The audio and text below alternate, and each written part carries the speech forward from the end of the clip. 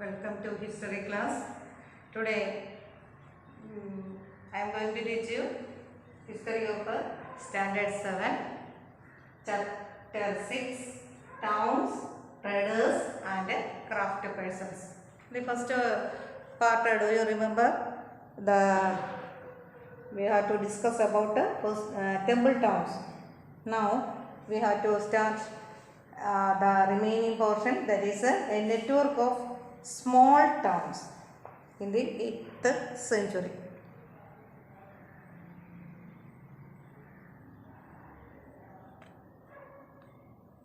A network of small towns. From the 8th century onwards, the subcontinent was dotted with several small towns. These towns emerged from large villages. They usually had a mandapika or mandi in later times, to which nearby villages brought their produce to sell. That is, they have the town, small towns, they have mandapika, that the villages were brought their product to sell in this place. And they had also market streets called hatta. That's marketplace they called as a hatta. And these were so many shops are included in this hatta. And different kinds of artisans like potters, oil presses, or sugar markets, toddy makers, or smiths, stone masons, etc. came here. While some traders lived in the town, others travelled from town to town. A small market or small towns arose. First time it was called a street market like a hatta.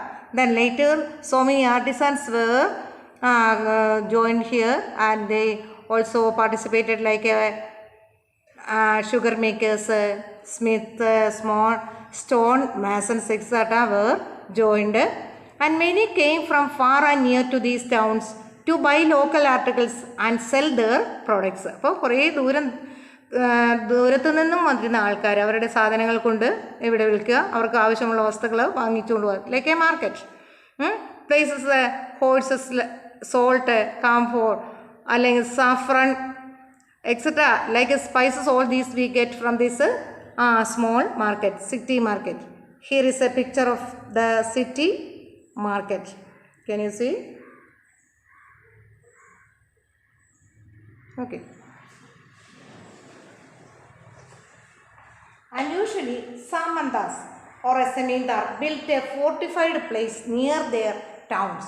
They levied taxes on traders, artisans and articles or trades, and some were donated the right to collect these taxes to the local temples. നമ്മുടെ ഈ കാലഘട്ടത്തിലെ പോലെ തന്നെ so many taxes are collected from these traders, artisans, etc. And some temples, local temples collect taxes from this market, and they also built the temples or the necessary for these temples. Traders, big and small, arose or emerged during this time.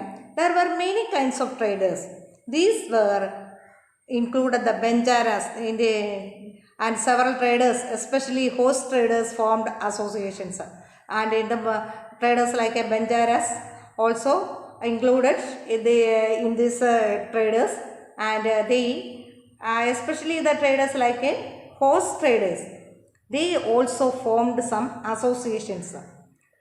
But traders had to pass through many kingdoms and forests, and they usually traveled in caravans and formed guilds to protect their interest. അപ്പോൾ traders എന്ന് പറഞ്ഞാൽ പല രാജ്യങ്ങളിൽ കൂടിയാണ് കടന്നു പോകുന്നത്. അപ്പോൾ അവർക്ക് പ്രൊട്ടക്ഷൻ കിട്ടണം. അതുകൊണ്ട് എന്ത് ചെയ്തു? There were several such guilds in South India. So they formed an association, and their association is called guild. And to protect their articles, അതായത് ട്രേഡേഴ്സിന് അത് അവരുടേതായ ഒരു അസോസിയേഷൻ ഉണ്ടാക്കി, അതാണ് ഗിൽഡ്. അപ്പോൾ എന്തിനാണ്? To protect their products from the thief. And in the 8th century onwards, the most famous of being Manigramam and Nanadeshi, these guilds formed the traders within the peninsula and with the Southeast Asia and China. And one such a trading group is a Manigrama and another is a Nanadeshi. And there were also communities like Chettias and Marwari, Oswald, who went to become the principal trading groups in the country. One of the such a prominent trading group that is Chettias. And so Gujarati traders, including communities of Hindu Banias and Muslim Bohars, traded extensively with the ports of Red Sea, Persian Gulf, East Africa, etc.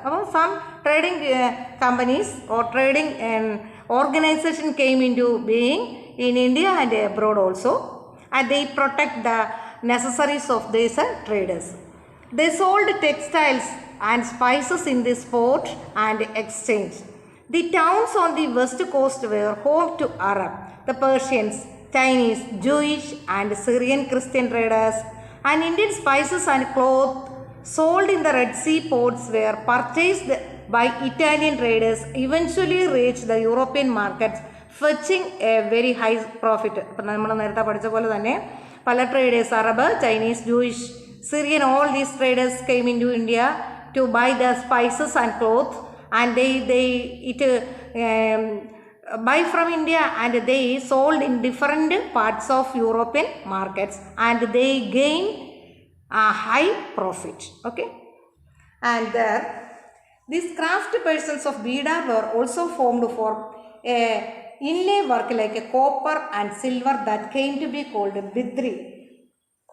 Bidri work, that is a craft persons of Bidar formed or a fame for their inlay work. In the Panchalas of Vishwakarma community, consisting of goldsmith, bronzesmith, blacksmith, masons, carpenters were essential to build building of temples. So these communities build the temples work. And they also played an important role in the construction of palaces, big building, tanks, reservoirs. So these communities but temple work construction of palaces, reservoirs, buildings, big buildings and tanks. But such communities aroused during this period. Here is a picture of a 7th century candle stand. Can you see this? It is a making of brass with black overlay. Can you see this? Then here is a shawl border of that century. Okay, today's class is over. You read this lesson well and studied it well. Okay.